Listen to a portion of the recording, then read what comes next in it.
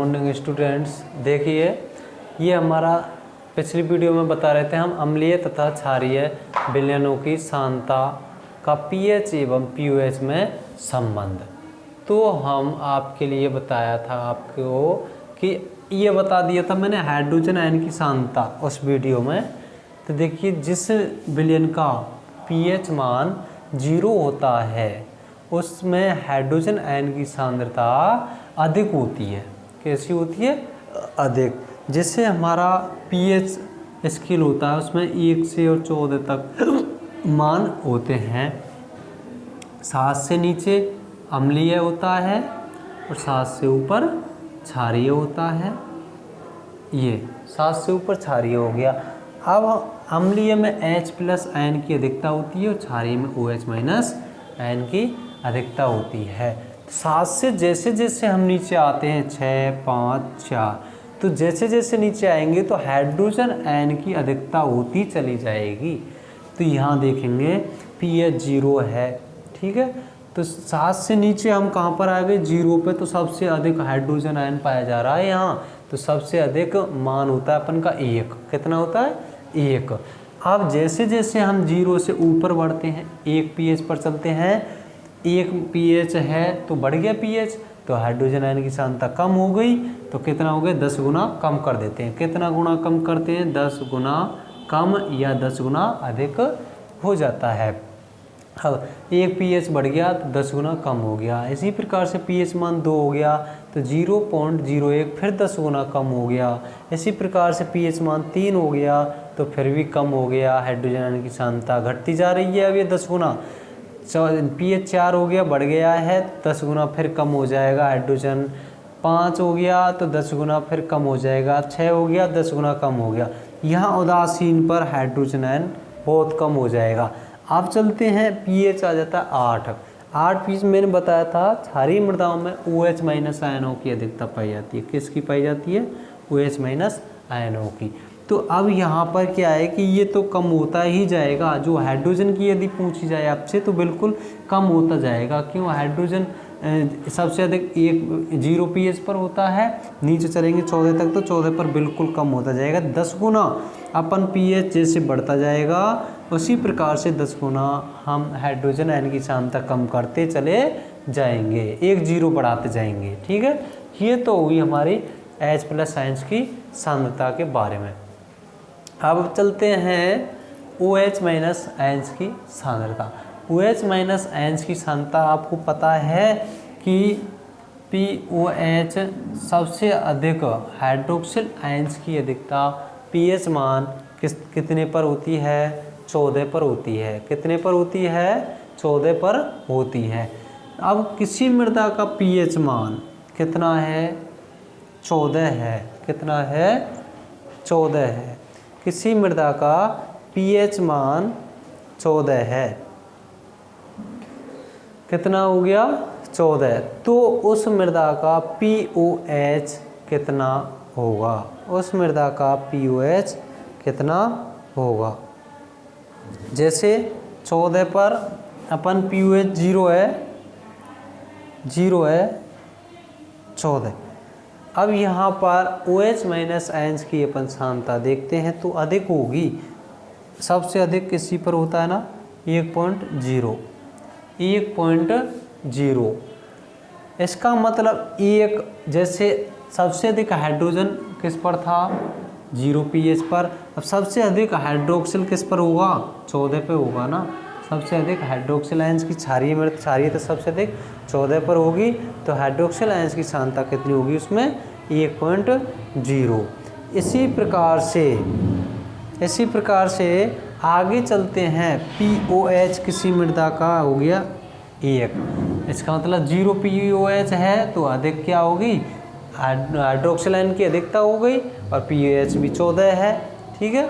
इसी प्रकार से पीओएच हो गया हमारा 1। पीओएच किसी मृदा का 1 है तो उसमें से टोटल कितने हैं अपन के पीएच मान में? मान 14 हैं, उसमें से 1 कम हो गया है। कितना हो गया? 1 कम। तो अब हाइड्रोक्सिल आयन्स की सांद्रता कम होती जाएगी, कम होती जाएगी तो 10 गुना कम कर देंगे। 0.1, 0.1 कितना हो जाएगा ये 0.1। इसी प्रकार से POH 2 कितना हुआ 2। तो मृदा की हाइड्रोक्सिल आयंस की सांद्रता विलयन की 0.01, 10 गुना कम कर दिया।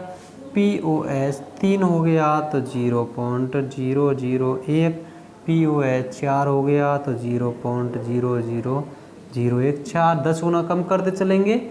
इसी प्रकार से 5, 0.345, 5 लिख दिए, 5 कम कर दिए 6, 1 2 3 4 5 6, 7 हो गया, 1 2 3 4 5 6 7, 8 हो गया, 1 2 3 4 5 6 7 8, 9 हो गया, 2 3 4 7 8 9, 10 गुना कम करते जा रहे हैं हम।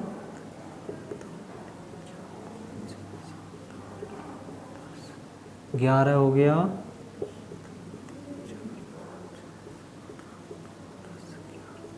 12 हो गया,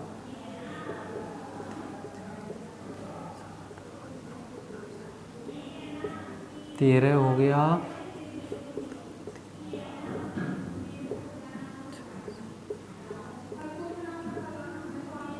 14 हो गया। तो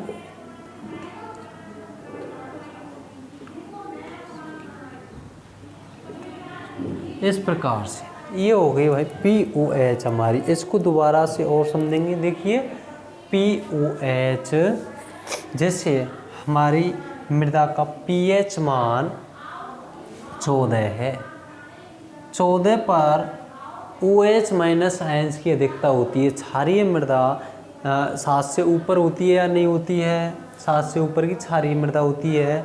तो 14 पर क्षारीय मृदा हाइड्रोक्सिल आयंस की अधिकता हुई, सबसे अधिक क्षारीयता 14 pH पर होती है। तो उसकी सांद्रता अधिक कितने पर मानते हैं हम? 1 पर मानते हैं। उसमें बताया था मैंने 1 पर माना।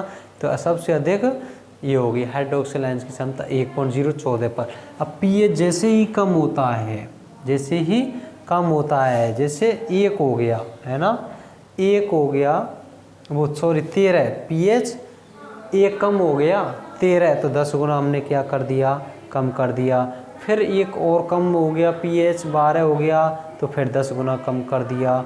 फिर 11 हो गया, 10 गुना कम कर दिया। इसी प्रकार से हम वो क्या है 10 गुना कम करते चले आते हैं। अगर यहाँ से देखें तो देखिए pH किसी मृदा का 0 है तो उसकी हाइड्रोक्सिल आयंस की सांद्रता कितनी होगी? हाइड्रोक्सिल आयंस की सांद्रता कितनी होगी? तो हमें पता है कि हाइड्रोक्सिल आयंस सबसे अधिक 14 पर होता है। कितने पर होता है? 14 पर होता है। क्षारीय मृदा कितने पर होती है? सबसे अधिक 14 pH पर होती है। तो हाइड्रोक्सिल आयंस की सांद्रता बहुत कम होगी। कितनी होगी? बहुत कम होगी। तो जब pH मान 0 है तो हाइड्रोक्सिल आयंस की सांद्रता pH मान में 14 तक स्केल होते हैं, इसलिए हमने 0 से और 14 तक 0 लिख दी। इतना गुना कम है OH, इसका मतलब OH है ही नहीं। आगे चलते हैं। यदि pH 1 हो जाता है, pH 1 हो जाता है तो हाइड्रोक्सिल आयंस की सांद्रता उधर से 14 में से 1 कम हो जाएगी, 13। तो कितनी 0 लिख देंगे यहाँ? 13। अगर pH 2 हो जाता है तो 14 में से 2 घटाएंगे 12, तो कितनी 0 लिख देंगे? कितना गुना कम हो जाए, कम होता जा रहा है? 12 लिख देंगे। 3 हो गया pH, तो 14 में से 3 घटाएंगे 11। इसी प्रकार से 14 में से 4 घटाया, कितने हुए? 10, तो 10 तक लिख देंगे इनमें 0, 10 गुना कम होता जा रहा है। तो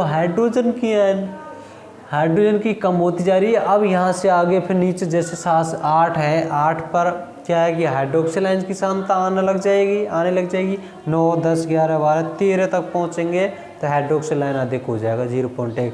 14 पर और भी अधिक, सबसे अधिक ये हो गया। इस प्रकार से pH प्लस OH आयंस की सांद्रता अपन ज्ञात करते हैं। देखो इससे पूछा जाता है कि किसी विलयन का pH 2 है, किसी विलयन का पीएच मान 2 है तो हाइड्रोजन आयन की सांद्रता कितनी होगी। तो जब किसी विलयन का पीएच मान 2 है तो उसकी सांद्रता कितनी होगी, 0.01 होगी। क्यों? क्योंकि 0 पर हाइड्रोजन सांद्रता 1 होती है और 1 पर फिर 10 गुना कम कर देते हैं, 2 पर फिर 10 गुना कम कर दिया तो इतनी होगी, है ना, ये निकाल सकते हैं।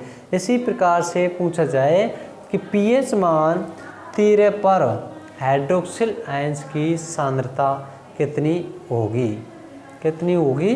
तो 14 पर सबसे अधिक होता है, एक मान यहाँ रखते हैं, इसमें से 10 गुना कम कर लेते हैं, 0.1। अब 10 गुना कम करते चले आते हैं। तो ये संबंध हुआ पीएच और पीओएच में संबंध, ठीक है। और ये आपको पता ही है, पीएच किसे कहते हैं, H प्लस आयंस की सांद्रता को पीएच कहते हैं, और पीओएच किसे कहते हैं, हाइड्रोक्सिल आयंस की सांद्रता को पीओएच कहते हैं। ये अब इसके बाद में इसको मिटाते हैं, आगे लिखो।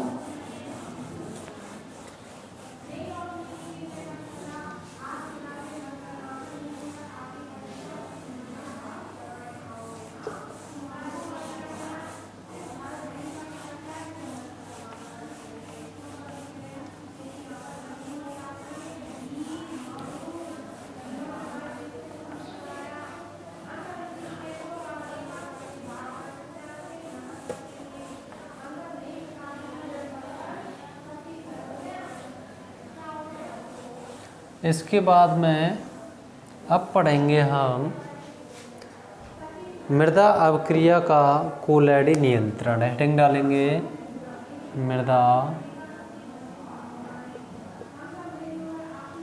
अवक्रिया का कोलैडी नियंत्रण।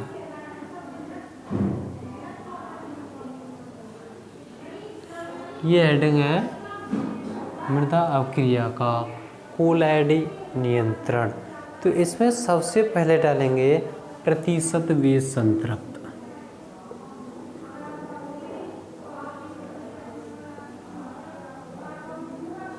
प्रतिशत वेश संतृप्त। अब ये क्या होता है, प्रतिशत वेश संतृप्त क्या होता है? मृदा की सतह पर मृदा की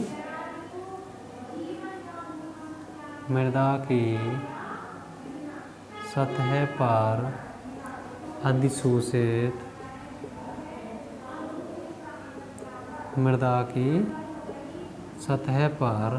अधिशोषित क्या विनिमय भस्म मृदा की सतह पर अशोषित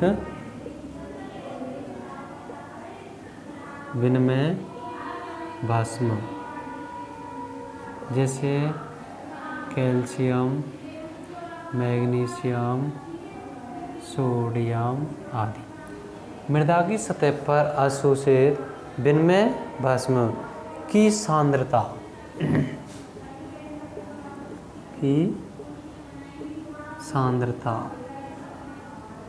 को ही प्रतिशत वेश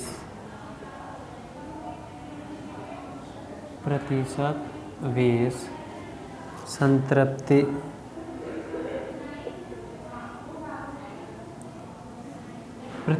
संतृप्त कहा जाता है। प्रतिशत वेश संतृप्त कहा जाता है। देखिए प्रतिशत वेश संतृप्त क्या होता है, मृदा की सतह पर अधिशोषित विनिमय भस्म क्या होते हैं, कैल्शियम, मैग्नीशियम, सोडियम, धनायन क्या होते हैं, विनिमय भस्म होते हैं।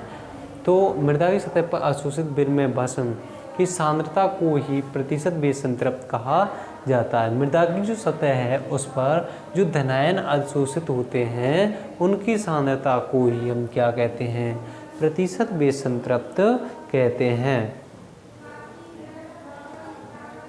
जिस मृदा में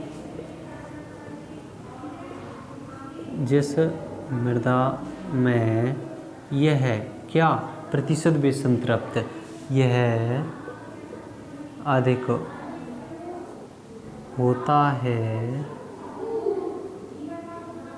जिस मृदा में यह अधिक होता है वह मृदा कैसी होती है? वह मृदा उदासीन या क्षारता प्रदर्शित करती है। वह मृदा उदासीन या क्षारता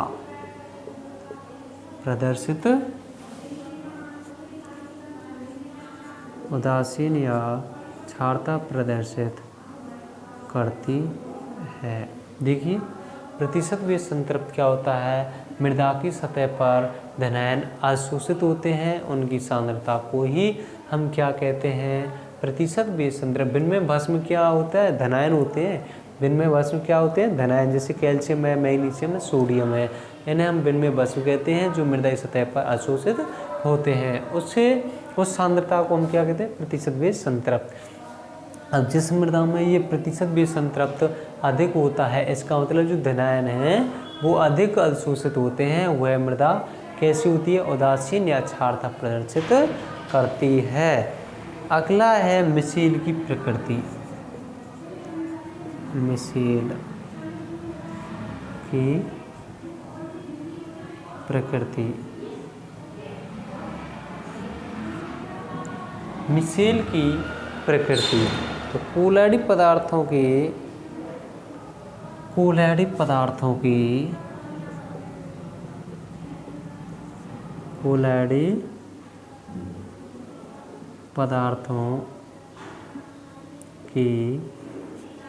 मिसेल की प्रकृति के बारे में पढ़ रहे हैं।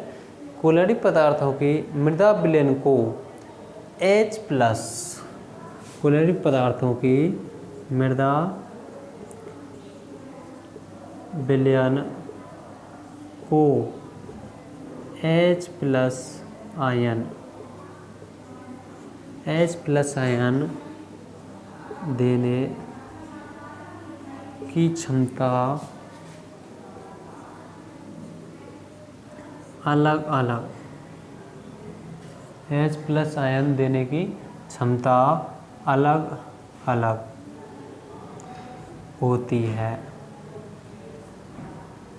कोलैडी पदार्थों की मृदा विलयन को H+ आयन देने की क्षमता अलग अलग होती है।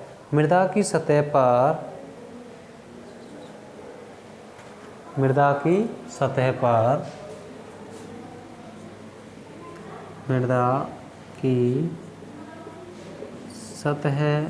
पर हाइड्रोक्सिल OH- से H+ आयन अधिशोषित होते हैं। H+ आयन अधिशोषित होते हैं किससे? हाइड्रोक्सिल से, जिससे pH मान बढ़ जाता है, जिससे pH मान बढ़ जाता है। और जो H+ होते हैं और H+ ह्यूमस तथा हाइड्रॉक्स ऑक्साइड के मध्य और H+ ह्यूमस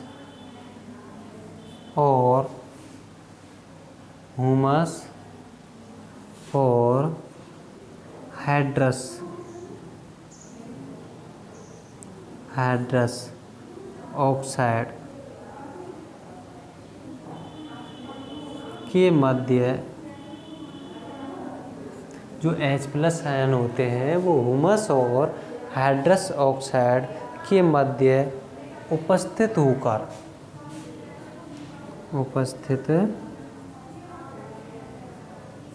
होकर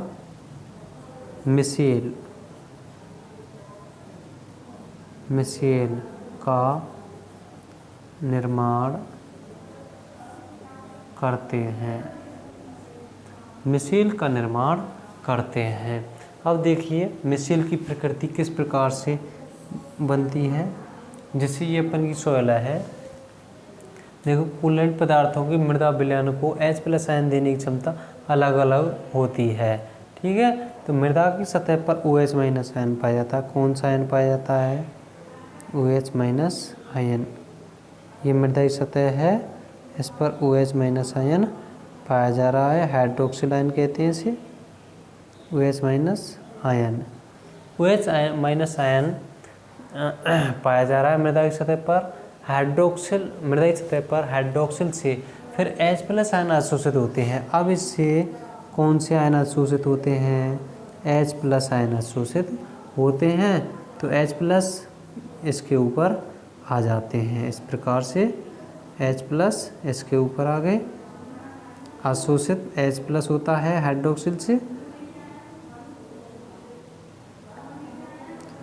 H+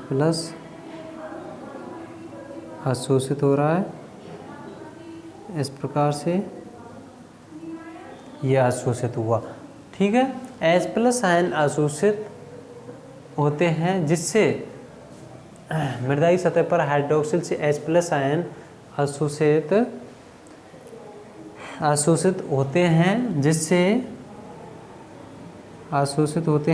जिससे pH मान बढ़ जाता है। और जो H+ हैं ह्यूमस और हाइड्रस ऑक्साइड। अब जो H+ हैं, है ना, ये H+ हैं, यहाँ ह्यूमस मृदा पर क्या है? ह्यूमस भी तो पाया जा रहा है मृदा में। तो ह्यूमस जो H+ हैं हमारे ह्यूमस और हाइड्रस ऑक्साइड के मध्य में उपस्थित हो जाते हैं और एक मिसेल का निर्माण करते हैं। दोबारा देखेंगे मिसेल की प्रकृति किस प्रकार से नहीं। कोलॉइडी पदार्थों की मृदा विलयन में H+ आयन देने की क्षमता अलग अलग होती है। मृदा की सतह पर सबसे अधिक हाइड्रोक्सिल आयन पाया जाता है, माइनस आयन। अब उससे H+ आयन अवशोषित होते हैं। H+ आयन अवशोषित होने पर इसका जो विलयन होता है उसका pH मान बढ़ जाता है। अब जो H+ आयन हैं किससे अवशोषित हुए? OH- आयनों से। तो मृदा की सतह पर क्या पाया जा रहा है? OH- ion. इनसे H+ आयन अवशोषित हो रहा है। अवशोषित होने के बाद में pH बढ़ जाता है और इसमें जो H+ आयन है, H+ आयन ह्यूमस, मृदा के अंदर ह्यूमस पाया जा रहा है। ह्यूमस किसे कहते हैं? कार्बनिक पदार्थों के विच्छेदन के बाद जो पदार्थ प्राप्त होता है उसे हम ह्यूमस कहते हैं। कार्बनिक पदार्थ ये पाया जाता है हमारी मृदा में। जो H+ आयन है वो ह्यूमस और हाइड्रस ऑक्साइड OH- आयनों के मध्य में उपस्थित हो जाता है और ये किसका? मिसेल का निर्माण करता है। इस प्रकार से मिसेल का निर्माण हो जाता है। तीसरा है अपन का अवक्षेपण।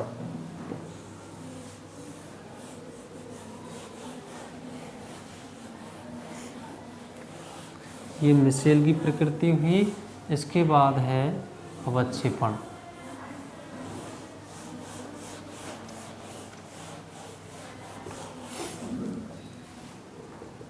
अवक्षेपण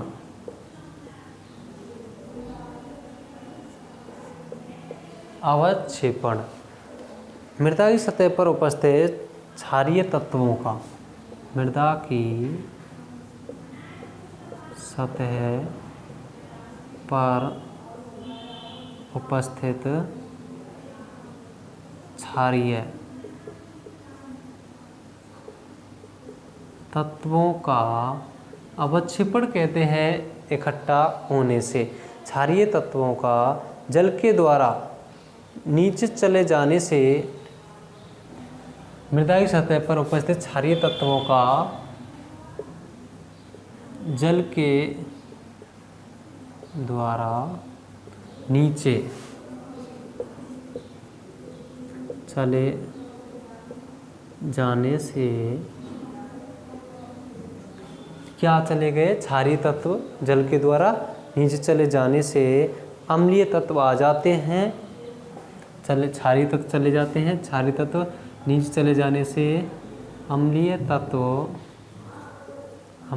तत्व मृदा की सतह पर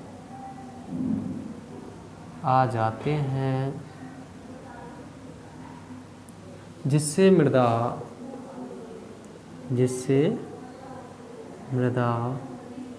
अम्लीय बन जाती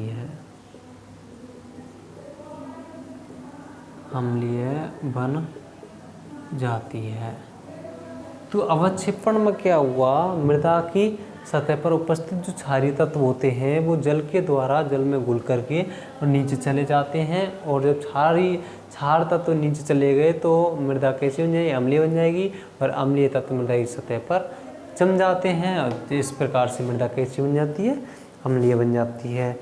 अगला है कार्बनिक पदार्थों का विघटन। कार्बनिक पदार्थों का विघटन। कार्बनिक पदार्थों का विघटन, तो कार्बनिक पदार्थों के विच्छेदन के बाद क्या होता है, पहले क्या हो, कार्बनिक पदार्थों का विच्छेदन होगा। कार्बनिक पदार्थों के विच्छेदन के बाद CO2 तथा H2O निकलती है। कार्बनिक पदार्थों के विच्छेदन के बाद CO2 तथा H2O निकलती है, जो कार्बनिक अम्लों से क्रिया करके CO2 निकलती है, जो कार्बनिक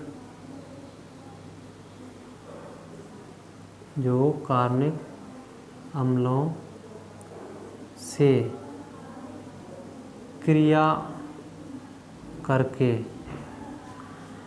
कार्बोनेट व बाइकार्बोनेट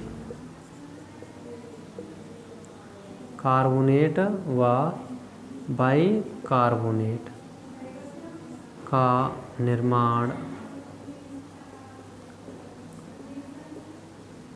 करती है। CO2 निकलती है जो कार्बनिक अम्लों से क्रिया करके कार्बोनेट व बाइकार्बोनेट का निर्माण करती है। इनसे H+ आयन विघटित हो जाता है और मृदा अम्लीय बाइकार्बोनेट का निर्माण करती है। फिर इनसे H+ आयन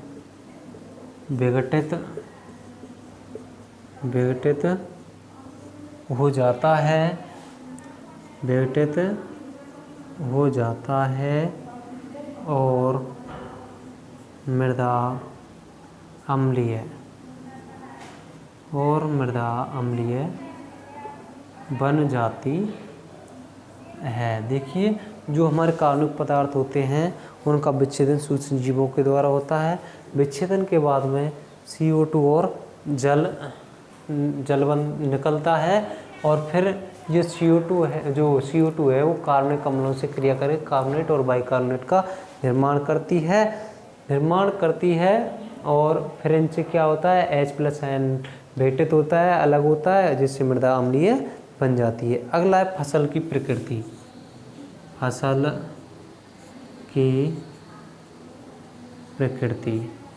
अब इसमें फसल की प्रकृति देखते हैं। दलहनी फसलें घास वाली फसलों की अपेक्षा pH को कम करती हैं। दलहनी फसलें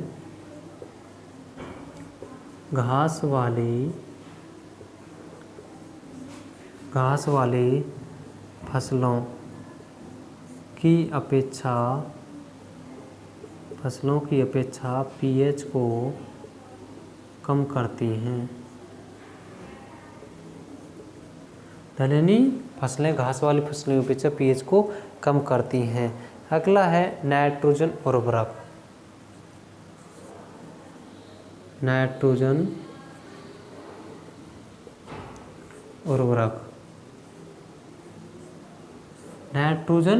उर्वरक, तो मृदा में लगातार नाइट्रोजन उर्वरक हम देंगे तो क्या होगा, अम्लीयता बढ़ेगी।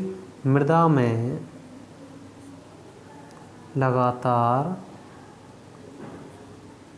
नाइट्रोजन युक्त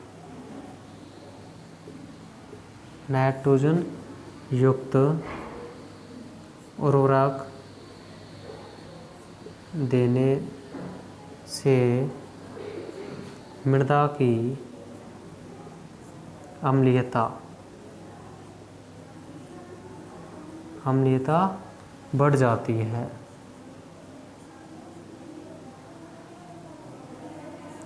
मृदा में लगातार नाइट्रोजन युक्त उर्वरक देने से मृदा की अम्लीयता बढ़ जाती है।